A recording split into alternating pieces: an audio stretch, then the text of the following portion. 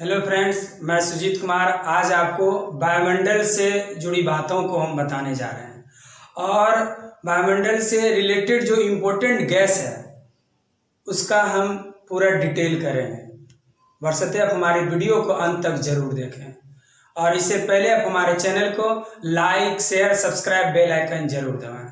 तो वायुमंडल से जुड़ी जो इम्पोर्टेंट गैस है जैसे हो गया आपका nitrogen, oxygen, carbon dioxide, hydrogen, ozone, ये सब इम्पोर्टेंट गैस है और इसी के बारे में आज हम आपको बताने जा रहे हैं।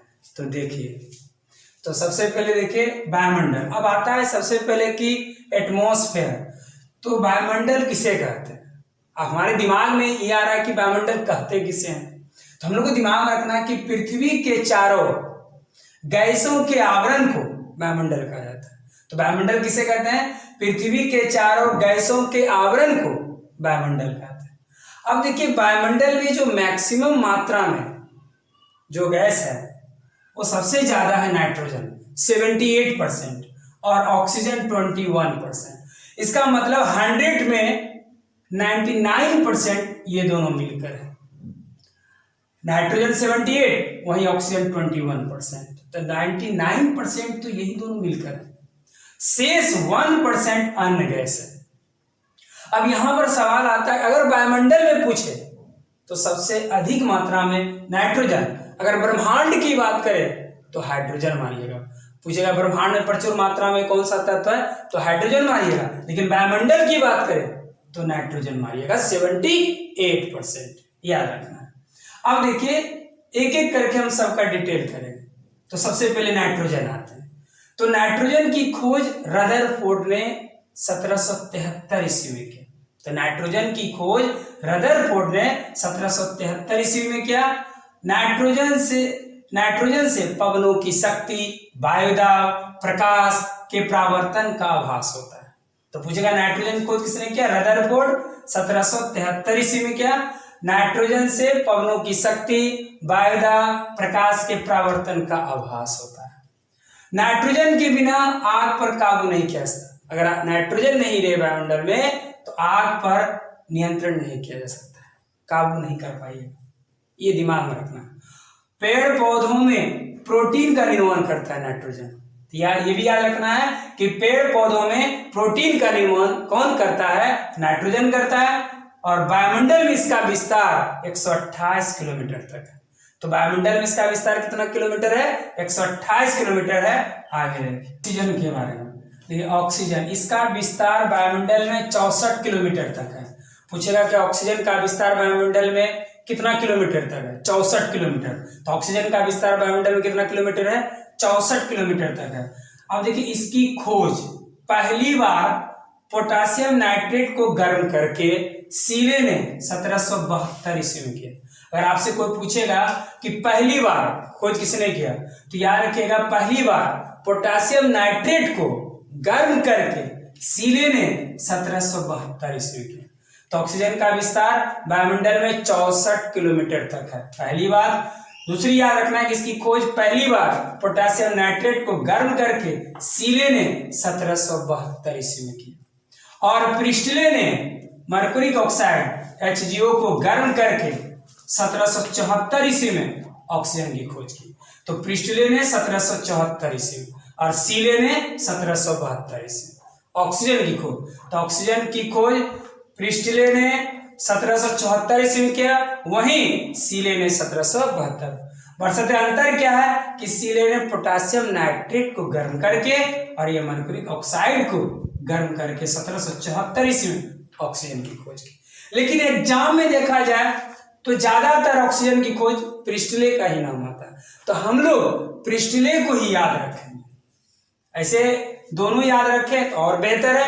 अगर मान लीजिए नहीं हो तो ऑक्सीजन की खोज प्रिस्टले भी आप याद करें, और एग्जाम में ज्यादातर ऑक्सीजन खोज प्रिस्टले ही आता है। दोनों चीज आपको बोल रहे हैं। और विस्तार 64 किलोमीटर तक है। अब आता है कि ऑक्सीजन के बिना जीवन संभव नहीं है। विदाउट ऑक्सीजन को हम लोग जी नहीं पाएंगे। तो ऑक्सीजन के बिना जीवन संभव नहीं है और ऑक्सीजन के बिना ईंधन नहीं जल सकता है। ऑक्सीजन के बिना ईंधन नहीं जल सकता। तो चलिए CO2 के बारे में। Carbon dioxide. कार्बन डाइऑक्साइड की खोज हम्फ्री डेवी एवं माइकल फैराडे ने 1823 ईस्वी में किया। तो पूछे कार्बन डाइऑक्साइड की खोज किसने किया? Humphry Davy and Michael Faraday ने 1823 ईस्वी में। कब किया? 1823 ईस्वी। कौन किया? माइकल फैराडे और हम्फ्री डेवी ने। वायुमंडल में सबसे भारी गैस है, पूछेगा वायुमंडल में सबसे भारी गैस कौन है? Carbon dioxide. वायुमंडल में सबसे भारी गैस कौन है? Carbon dioxide. वायुमंडल में सबसे भारी गैस कौन है? कार्बन डाइऑक्साइड, ये याद रखना। और इसका विस्तार 32 किलोमीटर तक है। अब देखिए, अगर विस्तार की याद करने के अगर उपाय देखें तो देखिए, नाइट्रोजन 128, नाइट्रोजन 128 किलोमीटर तक है, तो उसका आधा कितना होता है? 64। तो 64 किलोमीटर तक कौन है? ऑक्सीजन। 64 का आधा कितना होता है? 32 किलोमीटर। तो 32 किलोमीटर कौन है? CO2 है। तो आधा आधा करते जाएंगे। तो नाइट्रोजन हो गया 128, ऑक्सीजन हो गया 64 और कार्बन डाइऑक्साइड हो गया 32। 128 का आधा 64 का आधा 32, ऐसे याद करेंगे। कांच, घर, हरित गृह में CO2 ही क्या है? उत्तरदायित्व होता है। तो पूछेगा कांच, घर, हरित गृह में CO2 ही उत्तरदायित्व होता है। CO2 आग बुझाने के लिए उपयोग किया जाता है। CO2 जो है आग बुझाने के लिए उपयोग किया जाता है। तो CO2 आग बुझाने के लिए उपयोग किया जाता है, ये याद रखना है। आगे देखिए, हाइड्रोजन। हाइड्रोजन की खोज 1766 ईस्वी में हेनरी कैवेंडिश ने किया। पूछेगा हाइड्रोजन की खोज किसने किया? 1766 ईस्वी में हेनरी कैवेंडिश ने किया। हाइड्रोजन की खोज किसने किया? हेनरी कैवेंडिश 1766 ईस्वी में। हाइड्रोजन की खोज किसने किया? हेनरी कैवेंडिश 1766 ईस्वी। सभी गैसों से ऊपर, जितने भी गैस है सबसे ऊपर है 1100 किलोमीटर तक है। तो पूछेगा सभी गैसों से ऊपर कौन सी गैस है? तो बोलिएगा हाइड्रोजन 1100 किलोमीटर तक है। यह सबसे हल्की गैस है। सबसे हल्की गैस कौन है? हाइड्रोजन। सबसे हल्की गैस कौन है? हाइड्रोजन। और नोट करने की बात क्या है, अगर हम बार बार आप लोग को बताने जा रहे हैं कि वायुमंडल में अगर पूछे प्रचुर मात्रा में तो नाइट्रोजन मानिए, लेकिन ब्रह्मांड में पूछे कि ब्रह्मांड में सबसे प्रचुर मात्रा में पाया जाता है कौन? तो हाइड्रोजन। ब्रह्मांड में अगर पूछे सबसे प्रचुर मात्रा में पाया जाता है तो हाइड्रोजन मानिए, कभी ना भूलने वाली बात, इसको याद रख लीजिएगा। ब्रह्मांड में प्रचुर मात्रा में पूछेगा तो हाइड्रोजन, और वायुमंडल में पूछेगा तो नाइट्रोजन, याद रखिएगा। और सभी गैस से ऊपर है कौन? हाइड्रोजन। कितना किलोमीटर तक है? 1100 किलोमीटर तक है। खोज किसने किया? हेनरी कैवेंडिश ने 1766 ईस्वी, याद रखिएगा। अब देखिए ओजोन गैस। यह ऑक्सीजन का एक अणु है, क्योंकि इसका आप लोगों को पता होगा O3 होता है सूत्र O3। तो इसका मतलब O3 है, तो इसका मतलब यह ऑक्सीजन का एक अणु है। यह ऑक्सीजन का एक अणु है। इसकी खोज क्रिश्चियन फ्रेडरिक श्योनबाइन ने 1839 ईस्वी में किया। लेकिन ये दिमाग में रखना है, गौर करना है, ओजोन गैस हम बोल रहे हैं, ना कि ओजोन परत बोल रहे हैं। अगर ओजोन गैस की बात कर रहा है, क्योंकि ओजोन जो है ये ऑक्सीजन का एक अणु है, और इसकी खोज क्रिश्चियन फ्रेडरिक श्योनबाइन ने 1839 ईस्वी में किया। इसका रंग हल्का नीला होता है।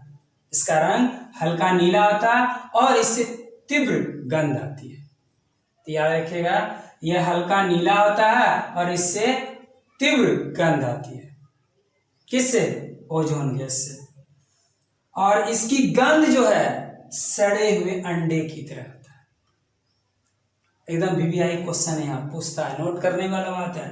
इसकी गंध सड़े हुए अंडे की तरह होता है। पूछ देगा ओजोन गैस की गंध कैसी होती है, तो सड़े हुए अंडे की तरह होती है। और किसका अणु है? ऑक्सीजन का एक अणु है। खोज किसने किया? क्रिश्चियन फ्रेडरिक श्योनबाइन ने 1839 ईस्वी में किया। और इसकी गंध सड़े हुए अंडे की तरह होती है, रंग नीला होता है, हल्का। और यह सूर्य से आने वाली पराबैंगनी किरणों को धरातल पर आने से रोकती है। तो याद रखिए, यह सूर्य से आने वाली पराबैंगनी किरणों को धरातल पर आने से रोकती है, ये भी याद रखना है।